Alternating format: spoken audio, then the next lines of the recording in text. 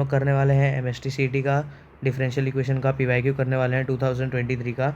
दोस्तों मैं आपको बताना चाहता हूँ कि पहले आप इस क्वेश्चन को सॉल्व कीजिए। आप इसका सोल्यूशन जो है कमेंट बॉक्स में, फाइनल आंसर जो है आप इसको कमेंट बॉक्स में जो है डाल देना, हम लोग चेक कर लेंगे।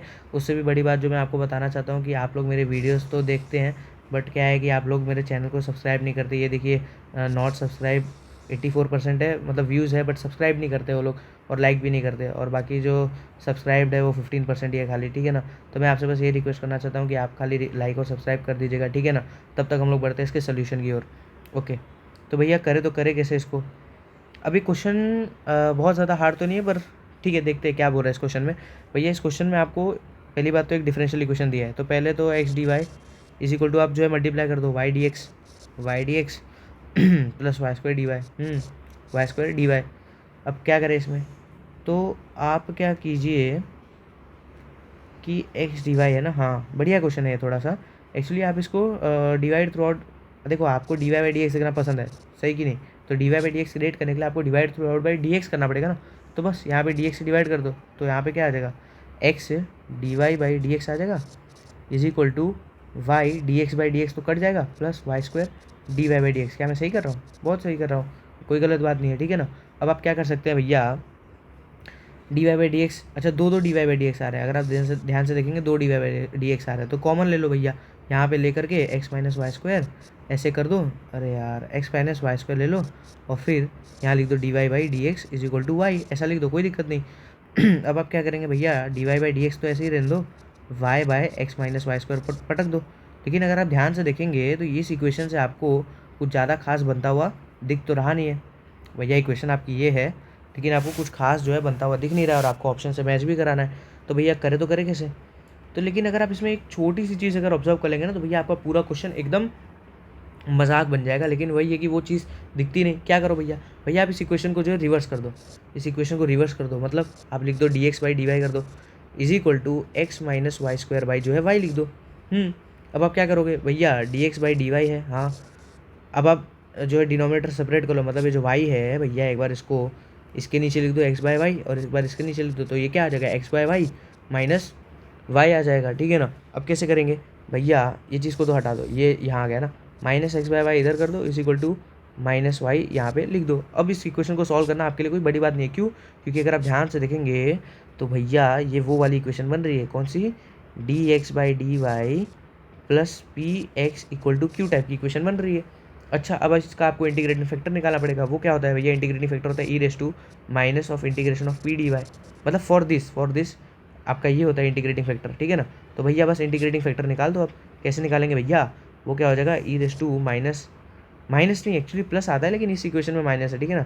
आई होप आपको समझ आया होगा, ये ऐसा आएगा, ठीक है ना। तो ये क्या हो जाएगा भैया, E raise to minus ln Y D Y, E raise to minus ln Y आ जाएगा। अब इसको कैसे करेंगे भैया, अब इसको आप अगर आप ध्यान से देखेंगे आपको ये पता होगा कि ई रेस टू लॉन एक्स अगर है तो भैया ये एक्स नीचे चला आता है, और ये लॉन ई जो है वो ऊपर चला जाता है, मतलब एक्स लॉन ई हो जाता है, और लॉन ई तो 1 होता है, तो इसका आंसर एक्स आ जाएगा, ऐसा होता है, ठीक है ना। बहुत लोग इसको जो है डायरेक्ट बता देते हैं नीचे आ जाता है, पर इसका पूरा स्टेप है कि ये नीचे जाता है वो ऊपर आता है। तो अगर भैया ये नीचे जाएगा तो Y raise to minus one ln E हो जाएगा, लॉन ई तो 1 हो गया, Y raise to minus one मतलब 1/y हो जाएगा। अच्छा, तो आपका इंटीग्रेटिंग फैक्टर जो है 1/y, तो फाइनल डिफरेंशियल इक्वेशन कैसे लिखोगे भैया, x into 1/y, X into integrating factor लिखते हो ना आप, X into integrating factor into is equal to integration of Q into integrating factor, ऐसे आप करते हो, और डी वाई ही रहता है यहाँ पे। तो बस वही मैं भी बोल रहा हूँ, इंटीग्रेटिंग फैक्टर आपका क्या है, 1/y आया is equal to integration of minus Y into 1/y D Y, खत्म, यही था आपका क्वेश्चन। पर हाँ, थोड़ा सा इसमें जो है यहाँ पर सोचने में जो है जोर लगता, बाकी तो कुछ क्वेश्चन था ही नहीं, ठीक है ना। ये -1 जो है बाहर आ जाएगा, ये -1 डॉट डी वाई बचेगा, तो X by Y is equal to minus Y plus constant आपका आ जाएगा, खत्म। अब आपको कुछ तो वो बोल रहा है क्वेश्चन में, देखो क्वेश्चन में आपको क्या बोल रहा है वो, अब उसने आपको इक्वेशन के ऊपर कुछ नहीं पूछा, उसने आपको दिया है कि एक्स की वैल्यू 1 पे वाई की वैल्यू 1 आ रही है, भैया उसको यूज़ करो, एक्स को 1 पुट करो, वाई को 1 पुट करो इज इक्वल टू -1 प्लस सी। तो सी की वैल्यू क्या है, 1 + 1 2 नहीं आ गई, 2 नहीं आ गई सी की वैल्यू, बस यहाँ पे 2 पुट कर दो आप, यहाँ पे आपने जो है 2 पुट कर दिया। अब आप क्या करोगे भैया, 2 तो आपने पुट कर दिया, इक्वेशन आ गई। लेकिन वो बोल रहा है कि आपका जो y है वो हमेशा पॉजिटिव है, वाई एक्स की वैल्यू नेगेटिव कभी हो ही नहीं सकती, और y की वैल्यू आपको तब बतानी है जब x की वैल्यू -3 है। तो भैया x की वैल्यू -3 है, y की वैल्यू आपको बतानी है -y + 2, अब आप क्या कर सकते हैं, क्रॉस मल्टीप्लाई, और क्या ही आप कर सकते हैं, -y² प्लस 2y, ठीक है ना। ये y² इधर आएगा, -2y इधर आएगा, -3 इधर आएगा। तो अगर आप ध्यान से इसको सेपरेट करेंगे तो ये तो y-3 इंटू y-1 बन जाएगा ना। कुछ गलती की मैंने, एक सेकंड, सॉरी। एक्चुअली यहाँ पे ये चीज़ जो है, ये तो ज़ीरो है ना यार, ये चीज़ तो ज़ीरो है ना, ये चीज़ तो भैया ज़ीरो है ना। मैं सारी चीज़ हटा देता हूँ क्योंकि अब आपको उसकी ज़रूरत नहीं, ठीक है ना।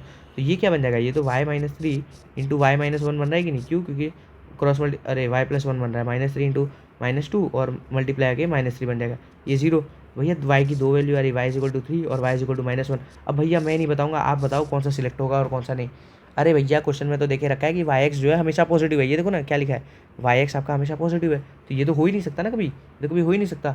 आंसर क्या आ जाएगा, बहुत लोग क्या बोलते हैं y=-1 है तो हो सकता है +1 करके लेना है, पर ऐसा कुछ भी नहीं होता भाई, ऐसा कुछ भी नहीं होता। वहाँ बोला है y जो है आपका हमेशा पॉजिटिव है, तो आंसर जो है +3 वाला एक्सेप्ट हो जाएगा, बस वही आपको जो है टिक करना था।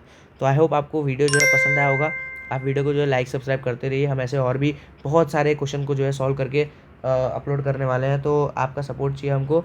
और एक और चीज़ मैं आपसे कहना चाहता हूँ कि अगर आपको कोई भी क्वेश्चन में अगर डाउट रहता है तो प्लीज़ आप कमेंट बॉक्स में उसको डालो, हम जल्द से जल्द उसका सोल्यूशन जो है आप तक पहुँचा देंगे, ठीक है ना। Thank you guys.